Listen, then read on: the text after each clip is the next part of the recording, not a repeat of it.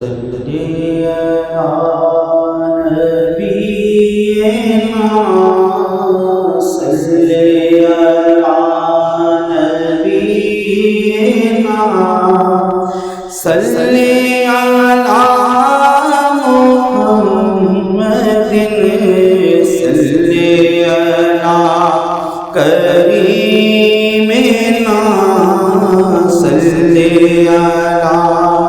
کریمنا صلی علی محمد صلی علی طبیبنا صلی علی محمد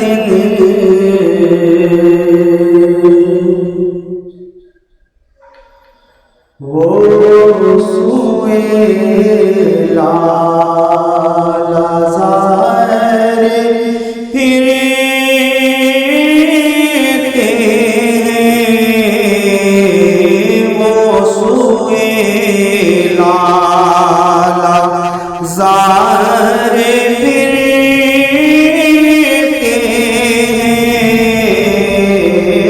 تیرے دن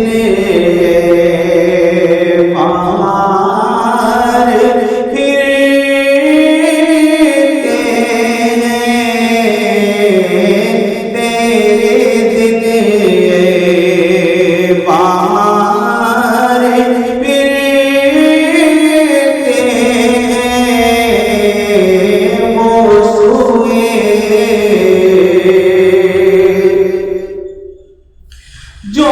تیرے در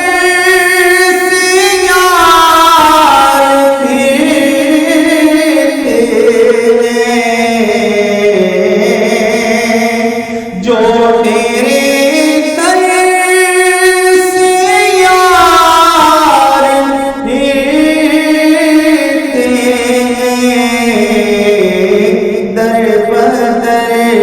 یوں ہی خار پھرتے ہیں در بدر یوں ہی خار پھرتے ہیں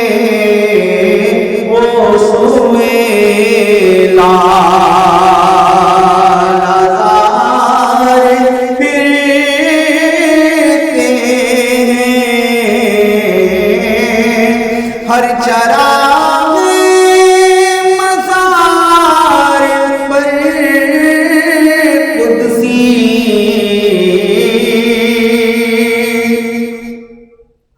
ہر چراغ مزار پر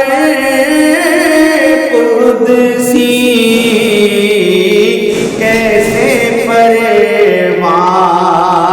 وار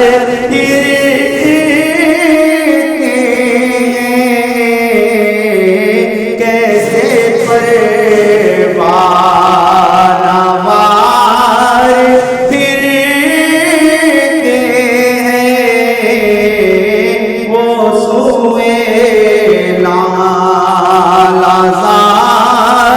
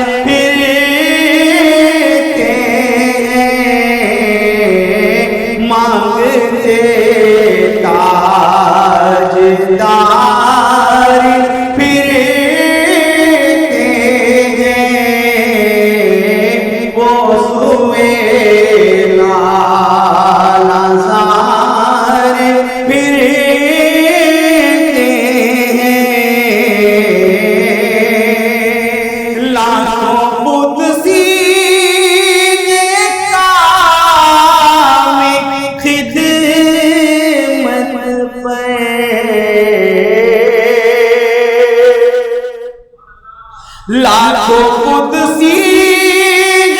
کام خدمت پر لاکھوں گرے لاکھوں گرے مزار پھرتے لاکھوں گرے مزار پھرتے وہ سوئے لالا زار پھرتے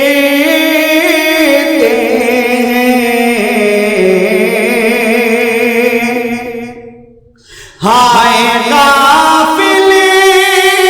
وہ کیا جگہ ہے جہاں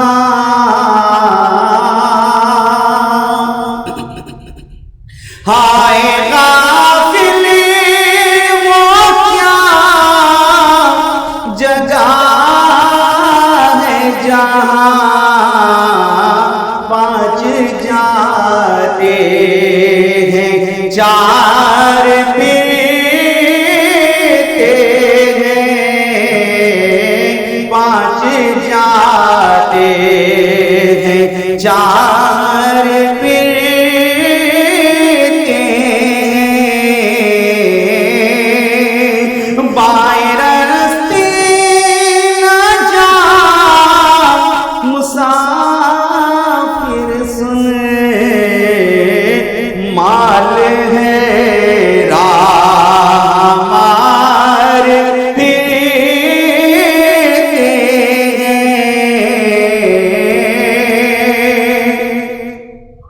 کوئی کیوں پوچھے تیری بات رضا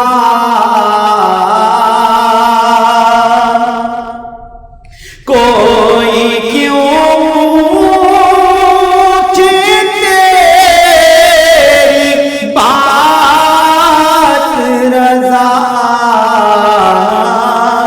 تجھ سے کتنے ہزار پھرتے ہیں تجھ سے کتنے ہزار پھرتے ہیں وہ سوئے لالا زار پھرتے ہیں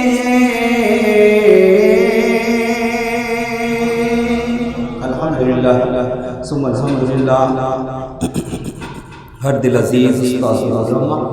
مفتی محمد آصف مدنی دامن برکاتہ القدسیہ منبر پر جلوہ افروز ہو چکے ہیں جیسا کہ آپ کے علم میں جو سوشل میڈیا پر ہمیں ناظرین دیکھ رہے ہیں انہیں علم ہے کہ الحمدللہ گزشتہ جمعوں سے آپ کا جو خطاب قرآن ہو رہا ہے اس میں نکاح کے مقاصد کیا ہے اس پر آپ نے اوپر خطاب فرمایا اس کے بعد زوجین کے حقوق پر آپ نے گزشتہ جمعے پر نور خطاب فرمایا وہ عنوان ابھی مکمل نہیں ہوا آج بھی انشاءاللہ زوجین کے حقوق سے متعلق آپ پر خطاب اور پر انوار اپنے بیان سے ہمارے قلوب منور فرمائیں گے وہ حضرات جو میری آواز سماعت فرما رہے ہیں اور مفتی صاحب کی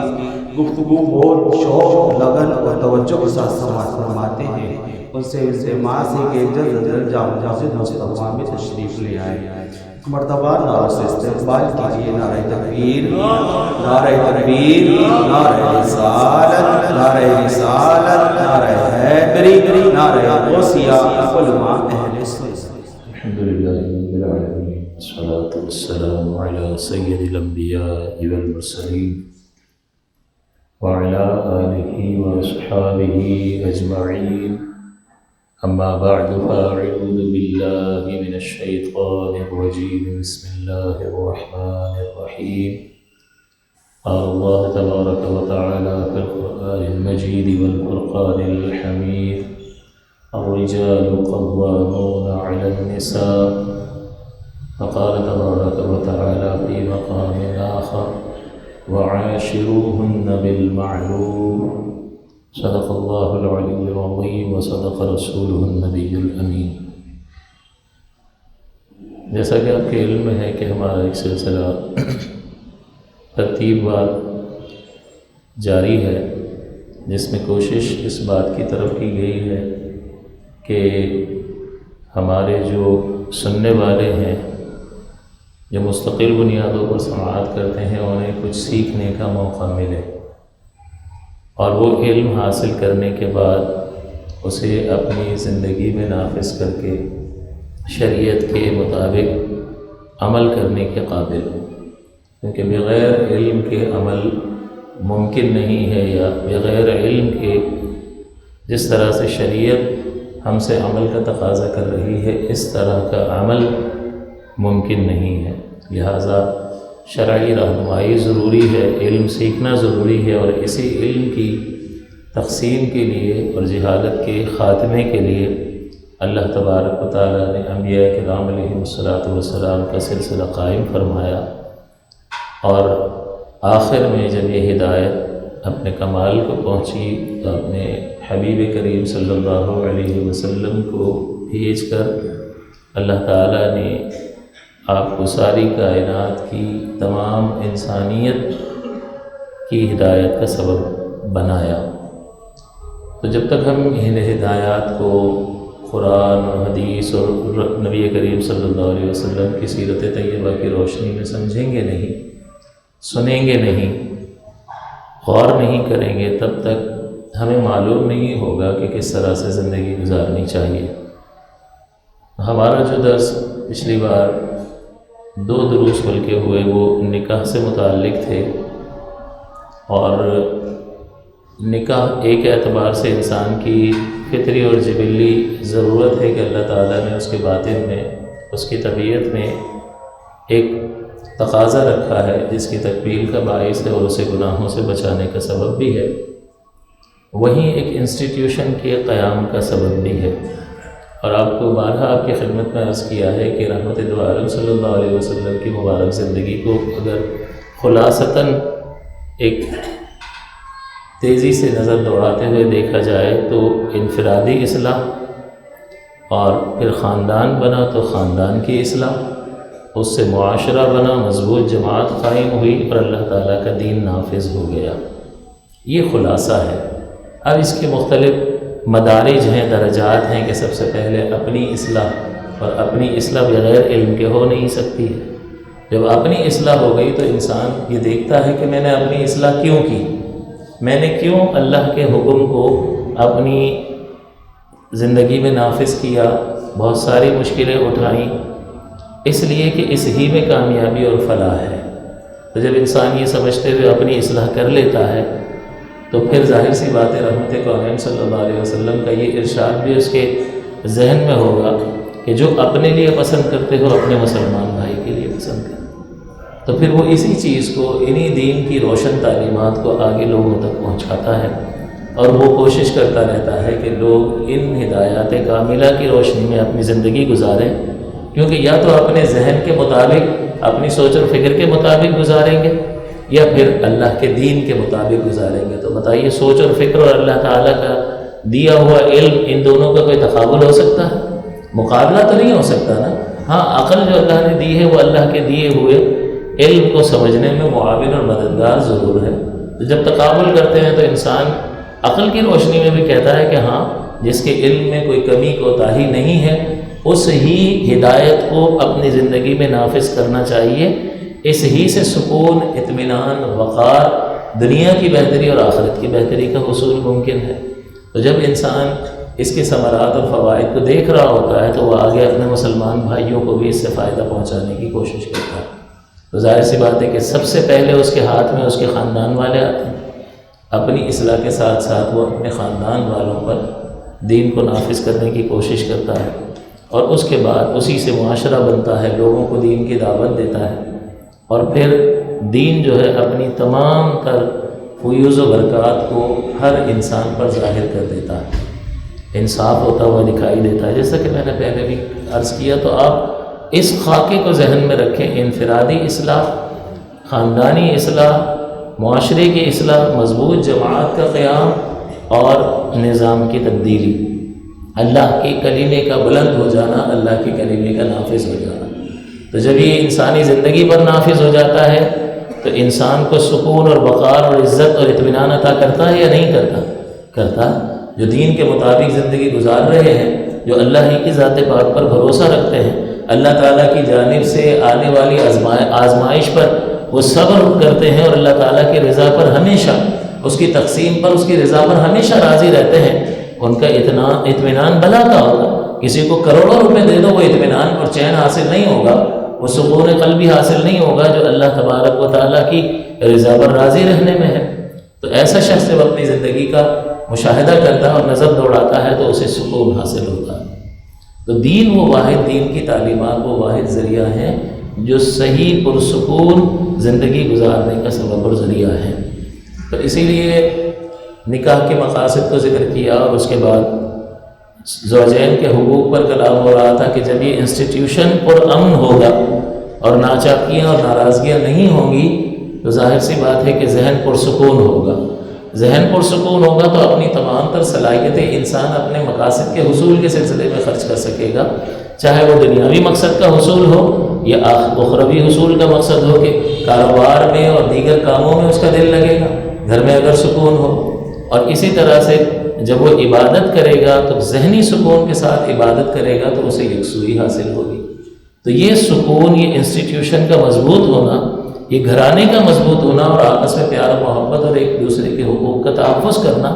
یہ خاندان کو مضبوط کرتا ہے، گھر کو پرسکون بناتا ہے، جس کا لازمی نتیجہ آپ کی ظاہری زندگی پر بھی ظاہر ہوتا ہے، اس کی برکات، اور اخروی زندگی کے اعتبار سے بھی یہ بہت سارے فوائد اور ثمرات کا باعث بنتا ہے۔ لہٰذا اس جہت سے دیکھیں گے تو ہر آدمی سکون چاہتا ہے۔ اس سے سوال کریں کون بے سکونی گھر میں چاہتا ہے؟ ہر آدمی چاہتا ہے کہ میں پرسکون ہو کر اپنے کام کی طرف دھیان دے سکوں، کوئی آدمی بے سکونی نہیں چاہتا اس اعتبار سے۔ اسی طرح سے ہر شخص جو عبادات کر رہا ہوتا ہے وہ یہ چاہتا ہے کہ بالکل یکسوئی کے ساتھ میں عبادت کر سکوں۔ تو ہر طرف سے اگر پریشانیاں اور ذہنی ٹینشنز اس کے ذہن پر سوار ہوں گی تو وہ کہاں اللہ کی طرف متوجہ ہو سکتا ہے؟ تو ہر آدمی یہ نتائج چاہتا ہے، لیکن جب ہم اچھے نتائج چاہتے ہیں تو اس کے پیچھے کوئی کوشش، کوئی ایفرٹ درکار ہوتی ہے یا نہیں ہوتی؟ اگر ایک بچہ اچھے نمبروں سے امتحان میں کامیاب ہوتا ہے تو اسے سال بھر محنت بھی تو کرنی ہوتی ہے۔ تو پھر ان تعلیمات شرع کو اگر ہم یہ نتائج حاصل کرنا چاہتے ہیں تو ان تعلیمات شرع کو اہمیت دینی ہوگی، اور ہو سکتا ہے کہ بعض اوقات ہمیں اپنے نفس کا گلا گھونٹنا پڑے۔ اب شوہر ہے، شوہر جیسا کہ آیت پاک پڑھی الرجال قوامون علی النساء، کہ عورتوں کو، مردوں کو عورتوں پر ایک درجہ برتری حاصل ہے، تو وہ ذمہ دار ہیں ہر چیز کی اور سربراہ کی حیثیت سے انہیں برتری حاصل ہے، تو وہ گویا کہ یہ سمجھتے ہیں کہ ہر طرح کا حق حاصل ہو گیا اور پھر ظلم وغیرہ کا سلسلہ ہوتا۔ تو ایسی صورت میں پھر کبھی بھی سکون اور چین انسان کو حاصل نہیں ہو سکتا۔ اسی طرح سے ہماری جو بہنیں ہیں وہ زبان درازیاں کرتی ہیں، بدتمیزیاں کرتی ہیں، تیز آواز سے بات کرتی ہیں، تو پھر یہ چیزیں شوہر کے ذہن میں بیٹھ جاتی ہیں اور شیطان بار بار یاد دلاتا ہے کہ تیرے ساتھ یہ کیا تھا، تیری بے عزتی کی تھی، جب تک بدلہ نہیں لے گا تو کس بات کا مرد ہے؟ تو پھر وہ چیزیں ذہن میں بار بار آتی ہیں اور ایک طرح کا شوہر کے دل میں بیوی کے لیے بغض بیٹھ جاتا ہے، اور جب یہ بغض بیٹھ جائے تو پھر محبت تو نہیں پیدا ہو سکتی اس جگہ، پھر تو کارروائی ہوتی ہے، پھر تو جوابی کارروائی اور بدلہ لینے کا غلبہ ہوتا ہے، اس کیفیت کا غلبہ ہوتا ہے، اور نتیجہ کیا نکلے گا؟ وہی بے سکونی۔ تو جب ہم سکون چاہتے ہیں تو جانبین کو کچھ نہ کچھ کمپرومائز کرنا ہوگا، اور بیوی کو اور شوہر کو یہ کوشش کرنی ہوگی کہ جو حقوق ہیں وہ پورے کیے جائیں، اور بلکہ اس سے آگے بڑھ کر محبت کا ثبوت دیا جائے اور ایک دوسرے کا خیال رکھا جائے، تب ہی ایک پرامن خاندان مارز وجود میں آ سکتا ہے، اور نہ صرف اپنی زندگی بہتر ہوگی بلکہ اپنے بچوں کی زندگی بھی بہتر ہوگی، اور ہمارا گھرانہ، ہمارا خاندان، ہماری فیملی دوسروں کے لیے مثال بنے گا۔ مثال اچھی بھی ہو سکتی ہے، بری بھی ہو سکتی ہے۔ اگر ہر طرف تو وہاں بدتمیزی ہو، گالیاں بک رہے ہوں، مار رہے ہوں، شور شرابہ کر رہے ہوں، تو پڑوسیوں تک اس کی آواز پہنچے گی، اور بدنام نہ ہو، بدنام جو ہوں گے تو کیا نام نہ ہوگا؟ تو نام تو یوں بھی ہو جاتا ہے، لیکن یہ تو برا نام ہے، اچھی مثال تو نہیں، اچھی مثال انسان قائم کرے کہ جس کے اچھے اثرات معاشرے پر بھی ظاہر ہوں کہ بھئی یہ بھی تو انسان ہے نا، نفس و شیطان ان کے ساتھ بھی ہے، لیکن کس طرح سے پیار اور محبت کے ساتھ یہ ایک دوسرے کے ساتھ معاملات کرتے ہیں اور ایک دوسرے کی خامیوں کے ساتھ گزارا کرتے ہیں اور ان کی اچھائیوں پر نظر رکھتے ہیں۔ جب اچھائیوں پر نظر رکھیں گے تو پھر بغض پیدا نہیں ہوگا، دشمنی پیدا نہیں ہوگی، نفرت پیدا نہیں ہوگی۔ تو ہم اچھے نتائج حاصل کرنا چاہتے ہیں، لیکن اس سلسلے میں جو نفس پر کنٹرول ہے، جو اپنی برتری کا احساس ہے، میں چھوٹے باپ کا کیوں بنوں، اس کو ذرا دبانے اور پیچھے رکھنے کا جو معاملہ ہے، جب تک اس پر کمپرومائز نہیں کریں گے تب تک ہی اچھے نتائج کبھی بھی حاصل نہیں ہو سکتے ہیں۔ اگر نتائج حاصل کرنے ہیں تو پھر شرعی تعلیم کے مطابق اپنے آپ کو ڈھالنا بھی ہوگا۔ یہی تو کمال رحمت کونین صلی اللہ علیہ وسلم نے فرمایا بہادر وہ نہیں ہے جو دشمن کو پچھاڑ دے، بلکہ بہادر وہ ہے جو بدلہ لینے کی طاقت ہونے کے باوجود اپنے غصے پر قابو رکھے۔ اس میں بڑی طاقت لگتی ہے، بڑا دم لگتا ہے، طاقت بھی ہے، سامنے والا کمزور بھی ہے، غصہ بھی بڑا آیا ہوا ہے اور ایک لمحے میں اس سے بدلہ لے سکتے ہیں۔ اس ایسے موقع پر انسان جب اپنے آپ کو روک رہا ہوتا ہے تو یہ مارنے کا مظاہرہ اور اس طاقت کا، اس میں کم طاقت لگے گی، لیکن اپنے نفس کو دبانے میں بہت طاقت لگے گی۔ ہزارہ ملامتیں اندر سے آ رہی ہوں گی کہ تو نامرد ہو گیا ہے، طاقت ہونے کے باوجود تو نے بدلہ نہیں لیا، تو نے موقع گنوا دیا، بعد میں بھی ملامت کرتا رہے گا اور سکون سے بیٹھنے نہیں دے گا۔ تو حضور نے فرمایا کہ یہ پہلوان، اس میں دم زیادہ لگتا ہے۔ تو اس لیے کچھ شرعی، کچھ اچھے نتائج حاصل کرنے کے لیے شریعت پر عمل کرنے کے سلسلے میں کچھ پابندیاں اپنے اوپر جب برداشت کریں گے اور یہاں قربانی دیں گے تو نتیجہ اچھا نکلے گا۔ ایک طالب علم سارا سال محنت کرتا ہے، کھیلنے کا دل کرتا ہے، کھیلنے نہیں جا رہا، قربانی دے رہا ہے اور کتابوں کے ساتھ وقت گزار رہا ہے، اس کا نتیجہ اچھا نکلتا ہے۔ تو اس کا مطلب ان مع العسر یسرا، ان مع العسر یسرا، اللہ نے تاکید کے ساتھ 2 بار فرمایا، حالانکہ ایک بار 2 بار کرنا یہ تو بیکار بات ہوتا ہے، خامخواہ 2 بار، لیکن اللہ تعالیٰ اس تاکیدی کلام کے ذریعے سے ہمیں سمجھا رہا ہے۔ بندہ کہتا ہے یار تنگی کے بعد آسانی ہے، واقعی ہے، ذرا شک و شبہ میں مبتلا رہتا ہے، تو اللہ تعالیٰ نے انا کے ذریعے سے بھی فرمایا ان مع العسر یسرا، کہ ہر تنگی کے بعد آسانی ہے، ان مع العسر یسرا، دوبارہ بھی فرما دیا تاکہ یہ جو اتنا شک و شبہ میں، واقعی ہماری تو ساری زندگی جو ہے نا تکلیفوں میں گزر گئی، پتہ نہیں راحت کے دن کب آئیں گے۔ تو اندر جو خناس بیٹھا ہوا ہے، جو نفس کی طرف سے ابھارتا رہتا ہے کہ ہم نے تو زندگی میں کبھی کوئی خوشی نہیں دیکھی، اچھا اپنے ذرا وجود پر غور کر لے، کتنی نعمتیں اللہ نے تجھے عطا کی ہیں، تو پھر پتہ چلے گا کہ اگر یہ نہ ہو تو جو چھوٹی چھوٹی خوشیاں تو چاہ رہا ہے، آنکھیں نہ ہوں تو بتا آنکھیں چاہیے، یہ چھوٹی چھوٹی خوشیاں جو نہیں ملی ہیں، جس کی تو تمنا کرتا رہتا ہے، جس کا کوئی اینڈ نہیں ہے، وہ چاہیے، کہے گا نہیں بھائی دفع کرو ان چیزوں کو، آنکھیں چاہیے۔ اعضاء کی سلامتی ایک طرف رکھ دو، یہ چھوٹی چھوٹی جو شکایتیں کر رہا ہے وہ سامنے رکھ دو، اب بولو کیا چاہیے، یہ چیزیں چاہیے یا اعضاء کی سلامتی چاہیے کہ تیرا جسم بالکل سالم ہو، سلامت ہو اور بالکل کام کر رہا ہو، بندہ فوری طور پر اٹھا لے گا اس کو کہ نہیں اعضاء کی سلامتی چاہیے، یہ نہیں ملا کوئی بات نہیں، غور نہیں کرتا۔ تو اس لیے ضرورت اس امر کی ہے کہ شرعی تعلیم میں بعض اوقات کچھ ایکسرسائز ہوتی ہے، اپنے آپ کو دبانا ہوتا ہے، لیکن اس کے ثمرات، اس کے نتائج بہت بہترین ظاہر ہوتے ہیں۔ لہٰذا یہ انسٹیٹیوشن بنے گا تو اچھا خاندان بنے گا، اولاد کی تربیت ہوگی، دینداری پائی جائے گی، معاشرے میں دینداری پائی جائے گی اور دین نافذ ہوگا۔ یہ ایک ڈیو پروسیس ہے۔ لہذا اب جب یہ آپ فیکٹری میں کبھی کوئی چیز بناتے ہیں، اس کے چند پروسیس ہوں، ہر پروسیس اہمیت رکھتا ہے یا نہیں؟ ہر مرحلہ اہمیت رکھتا ہے، کیونکہ یہ اس نتیجے تک پہنچانے میں مدد دیتا ہے۔ اگر بیچ میں سے یہ مرحلہ نکال لو تو آپ کا نتیجہ وہ حاصل نہیں ہوگا، وہ پروڈکٹ بن نہیں سکتی ہے۔ اسی طرح سے دین کا نفاذ جو ہے اس کے سلسلے میں یہ ڈیو پروسیس ہے، جب تک یہ مکمل نہیں ہوگا تب تک وہ دین کا نفاذ آپ کو نظر ہی نہیں آئے گا، اس کی برکات ظاہر نہیں ہوگی۔ تو یہ بیچ کی کڑی ہے تو کتنی اہم ہوگی، اس لیے شریعت مطہرہ نے بہت ساری تعلیمات اس سلسلے میں ارشاد فرمائی۔ حضور علیہ الصلوۃ والسلام کے کثیر فرامین ہیں جو شوہروں کی تعلیمات کے لیے بھی ہیں کہ وہ حضور کے ان فرامین کو سنیں، اور ہماری بہنوں کے لیے، ہماری خواتین کے لیے بھی ہیں کہ اپنا تبصرہ کم کیا جائے ان احادیث کو، کہ بھائی آپ کے نبی یہ فرماتے ہیں، اب ذرا غور کر لو، آپ کا نفس کیا کہتا ہے اس کو ایک طرف رکھ لو، اور آپ کے نبی یہ فرماتے ہیں۔ بتاؤ یہ دھوکے باز نفس جو ہے یہ تو تباہی میں مبتلا کرے گا، یہ حریص علیکم بالمؤمنین رؤوف الرحیم کی شان رکھنے والے، جو ہماری بھلائی کے بہت زیادہ چاہنے والے ہیں اور مومنوں پر رؤوف ہیں اور رحیم ہیں، یہ کوئی بات ارشاد فرما رہے ہیں، ان کی بات کو سامنے رکھ لو اور نفسانی تقاضے کو سامنے رکھ لو، یہ تباہی میں مبتلا کرنے والا، اور حضور علیہ الصلوۃ والسلام ہمیں فلاح اور کامرانی کی طرف لے جانے والے ہیں۔ تو جب یہ غور کرے گا اور اس اعتبار سے حضور کی محبت کو دل میں رکھ کر اور یہ دیکھتے ہوئے کہ میرے بھلے کا کہہ رہے ہیں، کبھی بڑا کوئی کہہ رہا ہوتا ہے تو وہ یہ بھی کہہ رہا ہوتا ہے نا ساتھ ساتھ، بھائی ہمارا اس میں کوئی فائدہ نہیں ہے، ہم تمہارے بھلے کے لیے کہہ رہے ہیں۔ تو اس قدر تعلیمات ارشاد فرمائیں کہ یہ ڈیو پروسیس کی یہ بہت اہم کڑی ہے، خاندان کا بہتر ہونا۔ اگر ہم نے اس سلسلے میں شرعی رہنمائی پر عمل نہیں کیا اور اپنے گھرانے کو پرسکون اور بہتر گھرانہ نہیں بنایا تو سوال کیا جائے گا،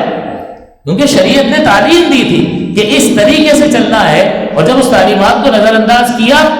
تو گھر تو خراب ہوا، بے سکونی تو پیدا ہوئی، دنیا اور آخرت کی تباہی بھی ہوئی، اور سوال بھی کیا جائے گا کہ جب تمہیں لائن آف ایکشن، جب تمہیں ہدایات دی تھی تو پھر ان ہدایات کو اختیار کیوں نہیں کیا کرتے اور ان برکات اور ثمرات کو حاصل کرتے۔ چنانچہ یہ ذہن بننا چاہیے کہ حضور کے فرامین، اللہ تبارک و تعالیٰ کی ہدایات اور ایک طرف نفس کے تقاضے، کس چیز کو اختیار کیا جائے، کون سی چیز میری بھلے کے لیے ہے، تو انسان بالکل ادنیٰ تحمل کے ساتھ اس کا فیصلہ کر سکتا ہے۔ چند احادیث میں نے ذکر کر دی تھی، مزید میں چند اور بیان کر دیتا ہوں کہ حضور علیہ السلام نے فرمایا، مسلم اور بخاری دونوں میں حدیث موجود ہے، حضرت ابو ہریرہ فرماتے ہیں کہ رسول اللہ صلی اللہ علیہ وسلم نے فرمایا کہ شوہر نے عورت کو بلایا، اس نے انکار کر دیا اور غصے میں شوہر نے رات گزاری تو صبح تک اس عورت پر فرشتے لعنت بھیجتے رہتے ہیں۔ لہٰذا اس سلسلے میں خواتین یہ شوہر کا حق ہے اور اس حق کو پورا کرنا لازم اور ضروری ہے، ورنہ اللہ کی ناراضگی کا سبب ہے۔ اور دوسری روایت میں ہے کہ جب تک شوہر اس سے راضی نہ ہوگا، اللہ عز و جل اس عورت سے راضی نہیں ہوگا، یعنی ناراض رہے گا۔ لہٰذا اس سلسلے میں شوہر کی اس حق کی ادائیگی کے سلسلے میں خواتین کو توجہ کرنی چاہیے اور شوہر کے اس حق کو پورا کرنے کے لیے تیار رہنا چاہیے۔ اگلی حدیث طبرانی کی ہے، حضرت معاذ رضی اللہ تعالیٰ عنہ روایت کرتے ہیں کہ رسول اللہ صلی اللہ علیہ وسلم نے فرمایا کہ عورت ایمان کا مزہ نہ پائے گی جب تک حق کے شوہر ادا نہ کرے، ایمان کی لذت ہی اسے محسوس نہیں ہوگی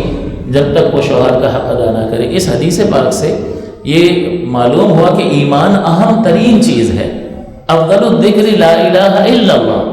لا الہ الا اللہ افضل ترین ذکر ہے نا، اور اس اقرار کے ذریعے سے بندہ دین میں اور اسلام میں داخل ہوتا ہے یا نہیں؟ تو ایک طرف ایمان ہے، اس کی لذت ہے، اور دوسری طرف شوہر کا حق ہے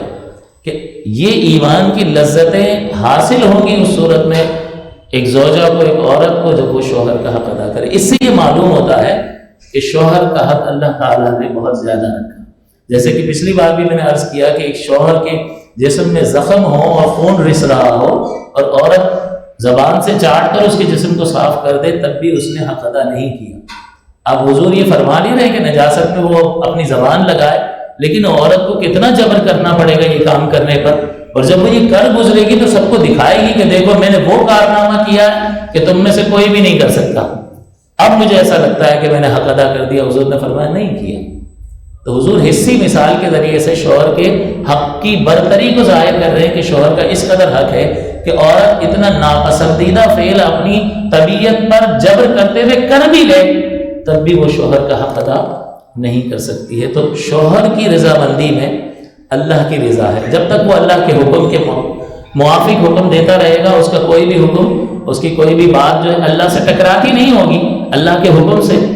تب تک ٹھیک ہے۔ ہاں اللہ کے حکم کے ان کے نماز نہیں پڑھنی ہے مثال کے طور پر، یا وہ کہیں باہر ایسے ہی نکل جانا ہے، پردہ نہیں کرنا، میرے دوستوں کے ساتھ بیٹھو، بعض لوگوں کو یہ شوق ہوتا ہے، پتہ نہیں کیا یہ بے حیائی بے غیرتی لوگوں میں ہوتی ہے، تو وہ کر رہے ہوتے ہیں کہ جس طرح فلاں کی بیوی میرے سامنے آ کر بیٹھ جاتی ہے تم بھی بیٹھو،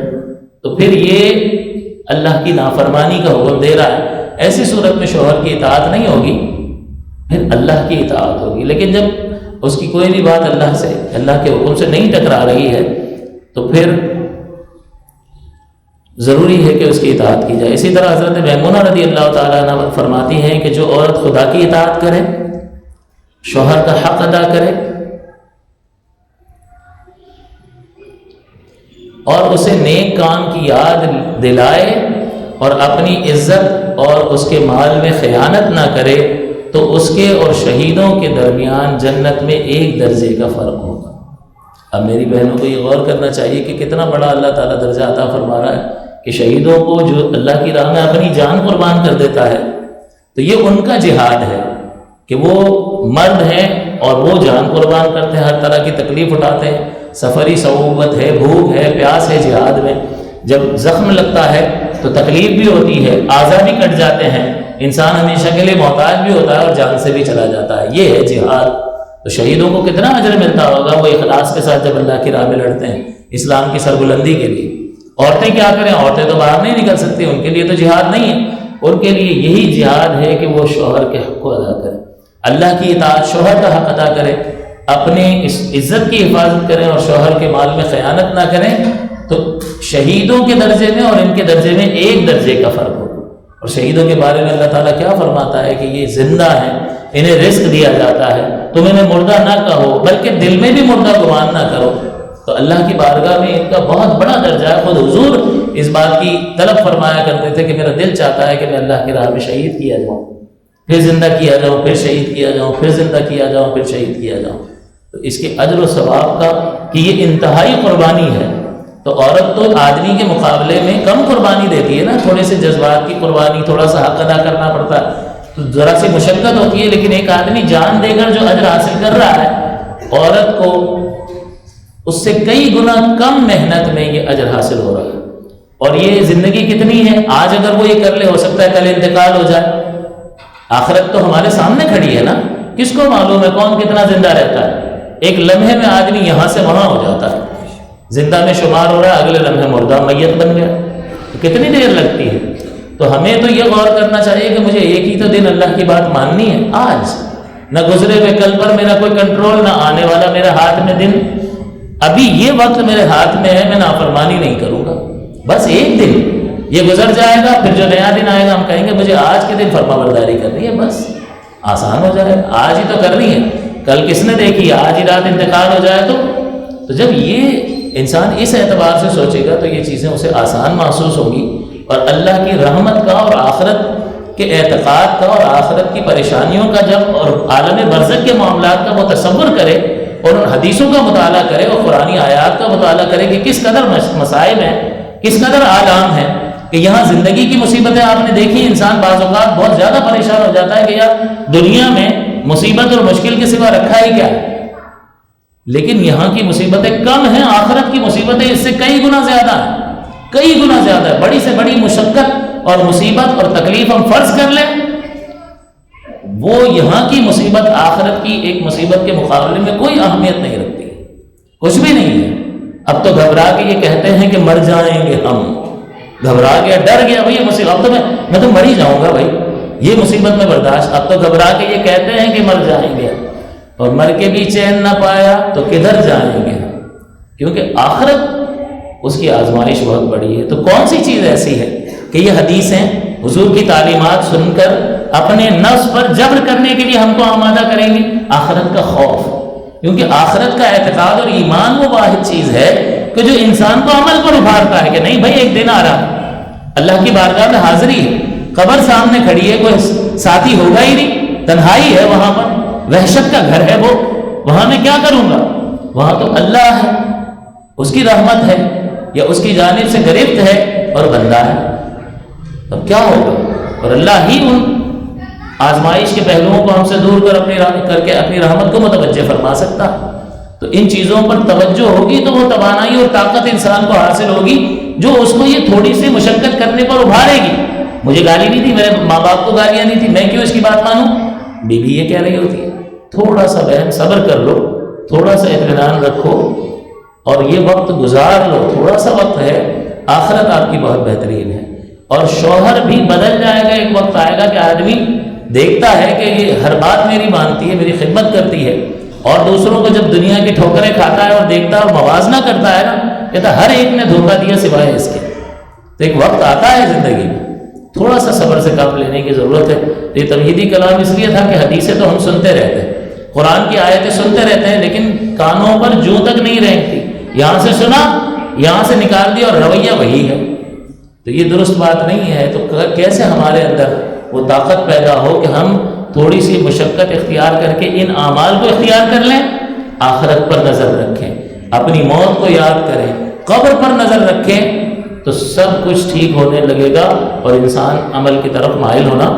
شروع ہو جاتا۔ تو اسی طرح ان چیزوں پر اگر توجہ کی جائے تو اللہ تعالیٰ کی رحمت شامل حال رہتی ہے۔ چند چیزیں ایسی جو عورتوں سے متعلق ہیں کہ اللہ تعالیٰ نے فرمایا وَعَاشِرُوهُنَّ بِالْمَعْرُوفِ، کہ ان کے ساتھ اچھے طریقے سے، معروف طریقے سے زندگی بسر کرو، یہ اللہ تعالیٰ کا حکم ہے۔ اب ہر بندہ غور کر لے کہ وہ اچھے طریقے سے زندگی بسر کر رہا ہے یا نہیں کر رہا۔ دوسری بات یہ کہ اپنے منہ میاں مٹھو کہ ہاں کر رہا ہوں، نہیں، شریعت کے مقابل لاؤ اور اپنا سلوک رکھو، یہاں اپنا سلوک رکھو اور یہاں پر شریعت کی تعلیم کو رکھو، اور پھر دیکھو کہ موافق ہیں تو ٹھیک ہے، ہم معروف طریقے سے جو اللہ تعالیٰ مطالبہ کر رہا ہے اس طریقے سے ان کے ساتھ برتاؤ کر رہے ہیں، اور ایسا نہیں ہے تو اپنے آپ کو شریعت کے موافق ڈالنے کی کوشش کرنی چاہیے۔ حضور علیہ الصلوۃ والسلام نے ارشاد فرمایا کہ یہ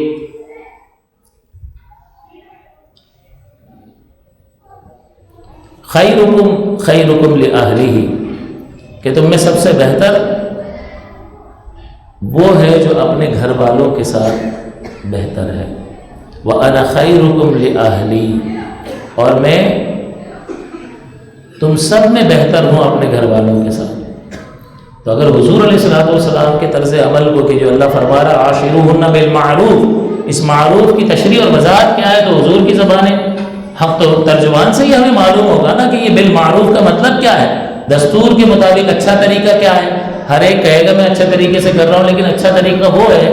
جو اللہ کے حبیب نے ہمیں سکھایا۔ تو حضور فرماتے ہیں کہ میری امت میں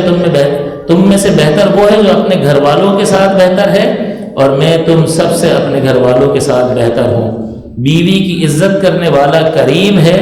اور بیوی کو ذلیل کرنے والا کمینہ ہے۔ یہ حضور کے الفاظ مبارک کہ ما اکرم النساء الا کریم، کہ جو اکرام کرتا ہے وہ کریم ہے، اس کی صفت کرم ہے۔ اور ولا اہانہن الا لئیم، لئیم فرمایا کہ نہیں ہے ان کی اہانت کرنے والا، ان کی بے عزتی کرنے والا مگر کمینہ، جسے ملامت کی گئی ہو۔ تو اب یہ بندہ غور کر لے کہ میں کس میں ہوں، ماں بہن ایک کر دینا، پورے خاندان کو اٹھا کر پھینک دینا اور اس کو کمتر سمجھنا، کیا کرے گی، کہاں جائے گی، باپ تھوڑی سنبھال سکے گا، ماں باپ تو مر گئے، کہاں جائے گی، اور بھائی بہن آج کل بھائی رکھ سکتے ہیں، سنبھال سکتے ہیں، اس کی اپنی فیملی ہے، وہ بیچارہ کیا کرے گا۔ تو جب نظر آ رہا ہوتا ہے کہاں جائے گی تو پھر یہ شوہر چھوڑا ہو جاتا۔ لیکن حضور علیہ الصلوۃ والسلام کیا ارشاد فرما رہے کہ یہ کون سی صفت کا اظہار ہے، لہٰذا اس کا انجام اچھا نہیں ہوگا۔ حضور نے حجۃ الوداع کے موقع پر فرمایا کہ میں تمہیں عورتوں کے مقابلے میں اللہ سے ڈراتا ہوں کہ اللہ کے ایک کلمے کی وجہ سے وہ تمہارے ماتحت ہو گئی، تم ماتحت ہو جاتے تو اپنے اوپر ذرا محسوس کر کے دیکھو، اور کر کے دیکھ سکتے ہو، اپنی بیٹی کے بارے میں سوچ لو کہ تمہارا داماد تمہاری بیٹی کے ساتھ کیا سلوک کرے، یا تمہارا بہنوئی تمہاری بہن کے ساتھ کیا سلوک کرے، فوراً جواب آ جائے گا۔ بھائی وہ اپنا گھر بار چھوڑ کر آئی، اپنے گھر والوں کو چھوڑ کر کتنی مشقت والا معاملہ ہے، اس کے لیے ڈر خوف رہتا ہے کہ پتہ نہیں کیسے لوگ ہوں گے، کیا سلوک رہے گا، کس طرح کا گھرانہ ہوگا، اس کو ایڈجسٹ کرنا ہوتا ہے، تو اس پر بڑی مشقت ہے۔ تو وہ تو زیادہ اس بات کی حقدار ہے کہ اس کو اتنی محبت دی جائے کہ اپنے گھر والوں کو یاد نہ کرے، اور صنف نازک بھی ہے، تھوڑا سا کم ہوتا ہے تو آنسو بہنے لگ جاتے ہیں۔ تو نزاکت بھی ہے اس کی طبیعت میں، اور آزمائش بھی زیادہ ہے کہ اپنا گھر چھوڑ کر آ رہی ہے۔ ان دونوں چیزوں کا کیا تقاضا ہے، ہمارا گھر بسانے آ رہی ہے، ہماری اولاد کی اس سے اولاد بھی حاصل ہوگی اور اولاد کی پرورش بھی اس کے ہاتھ میں ہوگی۔ تو اتنی ذمہ داریاں جو ادا کر رہا ہو، اس فرد کی اپنی زندگی میں کیا اہمیت ہونی چاہیے۔ جب 2 دن 4 دن کے لیے چلی جاتی ہے تو پھر پتہ چلتا ہے کہ ہر کام جب خود کرنا پڑتا ہے تو پتہ چلتا ہے کہ اس ایک فرد کی ہماری زندگی میں، ہمارے خاندان میں، ہمارے گھر میں کیا اہمیت ہے۔ اس لیے حضور کی ان تعلیمات کو کہ حضور نے فرمایا کہ میں تم سب سے بہتر ہوں اپنے گھر والوں کے ساتھ حسن سلوک کرنے کے اعتبار سے، تو حضور کی زندگی کو لے آئیں کہ حضور اپنے گھر والوں کے ساتھ کرم ہی کرم فرماتے، مہربانی اور شفقت کا برتاؤ رکھتے تھے۔ تو اس کا نتیجہ انتہائی بہترین ظاہر ہوتا ہے۔ اسی طرح سے حضور علیہ الصلوۃ والسلام نے ارشاد فرمایا کہ میری امت بیویوں کے حق میں میری اچھی نصیحت پر عمل کرو، یعنی ان کے ساتھ اچھا سلوک رکھو، کیونکہ عورت ٹیڑھی پسلی سے پیدا کی گئی ہے، لہٰذا وہ سیدھی نہیں رہ سکتی۔ اگر تم اس کے ٹیڑھے پن کے ساتھ گزارا کر سکو تو کرو، اور اگر تم چاہو کہ وہ بالکل سیدھی ہو جائے تو وہ ٹوٹ جائے گی۔ یعنی ٹوٹنے سے مراد یہاں شارحین حدیث نے لکھا کہ پھر طلاق واقع ہو جائے گی۔ تو اس کی جو فطرت اور طبع ہے اس کو ظاہر کر دیا گیا مرد پر کہ بھئی اس طرح کی اس کی بناوٹ ہے، اس میں تھوڑی سی کجی ہے، تو اگر تم اس کے ساتھ رہنا چاہتے ہو تو اس کجی کے ساتھ اس کے ساتھ رہنا پڑے گا، اور حسن سلوک جاری رکھو تو وہاں سے بھی محبت ہی محبت آئے گی۔ اور بہت سارے گھرانے ایسے ہوتے ہیں کہ بیویاں انتہائی مہربان اور شفیق ہوتی ہیں، شفیقہ ہوتی ہیں اپنے شوہروں پر، وہ یہی وجہ ہوتی ہے کہ سامنے سے حسن سلوک ہوتا ہے تو پھر جوابی کارروائی بھی ہوتی ہے۔ تو اللہ حضور علیہ السلام نے ان کی طبیعت اور فطرت کا ذکر فرما دیا کہ اگر سیدھا کرنے کے لیے جاؤ گے تو توڑ بیٹھو گے، یعنی رشتہ ہی ختم ہو جائے گا، لہٰذا ان کے اس فطری اور طبعی بناوٹ کے اعتبار سے ان کے ساتھ گزارا کرو، لہٰذا تم اپنی بیویوں کے بارے میں میری اچھی نصیحت پر عمل کرو اور اس ٹیڑھی کے ساتھ ہی گزارا کرو۔ اسی طرح حضور صلی اللہ علیہ وسلم نے فرمایا، صحیح مسلم کی روایت ہے کہ رسول اکرم صلی اللہ علیہ وسلم فرمایا کرتے تھے کہ کوئی مومن اپنی ایماندار بیوی کے ساتھ بغض نہ رکھے، کیونکہ اگر اس کی ایک خصلت ناپسندیدہ ہے تو دوسری خصلت اس کی پسندیدہ ہوگی۔ ہمارے نبی کریم فرماتے ہیں کہ گویا کہ فرمایا کہ کوئی بھی انسان پرفیکٹ تو نہیں ہے، شوہر اپنے آپ پر غور کر لے، کیا اس میں کوئی کمی کوتاہی نہیں ہے، ایک بھی نقص نہیں ہے، کامل ہے نہیں، کچھ خامیاں کچھ اچھائیاں، اسی کا مجموعہ ہوتا ہے۔ تو اسی طرح سے دوسرے کے بارے میں فرض کر لو، تو حضور فرما رہے ہیں کہ اس کے ساتھ برا سلوک اس وجہ سے نہ کرو کہ اس میں خامی ہے، بلکہ اگر ایک خامی ہے تو دوسری اچھائی بھی موجود ہے، تو اچھائیوں پر غور کرو گے تو حسن سلوک کا داعیہ بیدار ہوگا، برائیوں پر غور کرتے رہو، یہ کرتی ہے یہ کرتی ہے یہ کرتی ہے، تو اس کا نتیجہ کیا نکلے گا؟ نفرت، دشمنی، بدلہ۔ لیکن اگر اچھی عادات پر نظر رکھو گے تو نتیجہ کیا ہوگا کہ بھئی یہ بھی کرتی ہے یہ بھی کرتی ہے یہ بھی کرتی ہے، تو پھر اس کا نتیجہ یہ نکلے گا کہ حسن سلوک پیدا ہوگا۔ تو حضور نے گویا کہ ایک ایسی چیز بتا دی کہ یہ کیسے پیدا ہو۔ حضور کے کلام مبارک پر غور کریں، سیدھا اللہ تعالیٰ فرماتا ہے وَعَاشِرُوهُنَّ بِالْمَعْرُوفِ فَإِنْ كَرِهْتُمُوهُنَّ فَعَسَىٰ أَن تَكْرَهُوا شَيْئًا وَيَجْعَلَ اللَّهُ فِيهِ خَيْرًا كَثِيرًا، کہ بس یہ اللہ کا فرمان قرآن عظیم میں، یعنی بیویوں کے ساتھ اچھے طریقے سے زندگی گزارو، اور اگر تم بیوی کو ناپسند کرو تو ممکن ہے اللہ تعالیٰ اس میں بہت زیادہ خیر اور بھلائی رکھ دے۔ ابھی بعض اوقات خواتین کہتی ہیں کہ ہماری طرف التفات اور توجہ نہیں ہے، تو سوال ہوتا ہے کیوں؟ اس کے جواب میں کچھ چیزیں بیان ہوتی ہیں کہ یہ ہوا تھا یہ ہوا تھا یہ ہوا تھا، کچھ باتیں ہوتی ہیں نا جس کی وجہ سے التفات نہیں کرتا۔ تو رشتہ قائم ہونے سے ذرا دیکھ لیں کیا ہوا، لڑکی پسند ہی نہیں تھی اور زبردستی گھر والوں نے شادی کر دی، تو اب لڑکا کہتا ہے کہ بھئی میری تو زبردستی شادی کر دی تھی باپ نے، میں مجبور ہو کے کر لی، میرا دل تمہاری طرف مائل نہیں ہے۔ تو ایسی صورت میں اب اس لڑکی کا کیا قصور ہے؟ آپ کو اس وقت اپنے آپ کو روکنا چاہیے تھا اور نہیں کرنی چاہیے تھی۔ جب کر لی ہے تو پھر ایسے شخص کو اللہ سے ڈرنا چاہیے کہ کسی کی بچی کو بیاہ کر بھی لے آئے اور اب اس کی طرف توجہ نہ کرنے کی وجہ سے شوہر گناہگار ہوگا۔ تو ابتدا یہ ہے پہلی بات۔ دوسری یہ کہ بھائی عورت اپنے آپ کو دیکھ لے کہ اس میں تو کوئی خامی کوتاہی نہیں، کہ شوہر کوئی کام کہتا ہے، بننے سنورنے کو کہتا ہے اور حسن سلوک کے بارے میں بات کرتا ہے تو وہ اس پر عمل پیرا نہیں ہوتی ہے، جس کی وجہ سے پھر وہ اس کے دل سے اتر گئی، یہ بھی وجہ ہو سکتی ہے۔ تو اگر اس میں کوئی خامی ہے تو وہ اپنی اس خامی کو دور کرے۔ لہٰذا اگر یہ جو سبب بن رہا ہے عدم توجہی کا، ان اسباب کو دور کر دو گے تو توجہ حاصل ہو جائے گی۔ تو پہلے معاملے میں تو اب عورت کچھ نہیں کر سکتی ہے، تو سمجھائے گی، اللہ کا خوف دلائے گی کہ بھئی آپ کو نہیں کرنی چاہیے تھی، زبردستی کیوں کی؟ اب کر لی ہے تو پھر اس کو آپ کو نبھانا چاہیے، ورنہ اللہ تعالیٰ کی بارگاہ میں گرفت ہوگی۔ دوسرا یہ کہ عورت میں اگر کوئی خامی ہے تو پھر وہ اپنی اس خامی کو دور کرے، شوہر کی توجہ حاصل کر لے گی۔ اور تیسری وجہ یہ ہوتی ہے کہ اگر ساری کوششیں کرنے کے بعد شوہر یہ دیکھ رہا ہے کہ بیوی کو سمجھا رہے نہیں سمجھ رہے، بیوی کوشش کر رہی ہے شوہر کو سمجھایا جائے، تو پھر تقدیر جو ہے اس پر توجہ کرنی چاہیے کہ یہ اللہ تعالیٰ کی طرف سے ایک آزمائش ہے۔ جب تقدیر پر انسان بھروسہ رکھتا ہے کہ سب کچھ اللہ ہی کی طرف سے ہے، تو پھر اس کا دل اللہ کی تقدیر پر، اللہ کی تقسیم پر مطمئن ہو جاتا ہے۔ حضور علیہ الصلوۃ والسلام نے اسی طرف اشارہ کرتے ہوئے ارشاد فرمایا کہ جو خاوند اپنی بیوی کی بدخلقی پر صبر کرے اس کو اللہ تعالیٰ ایسا ثواب عطا کرے گا جیسے ایوب علیہ السلام کو ان کی آزمائش پر صبر کرنے سے عطا ہوا۔ اور جو بیوی اپنے خاوند کی بدخلقی پر صبر کرے اس کو اللہ تعالیٰ ایسا ثواب عطا فرمائے گا جیسے کہ فرعون کی ایماندار بیوی حضرت آسیہ کو عطا ہوا۔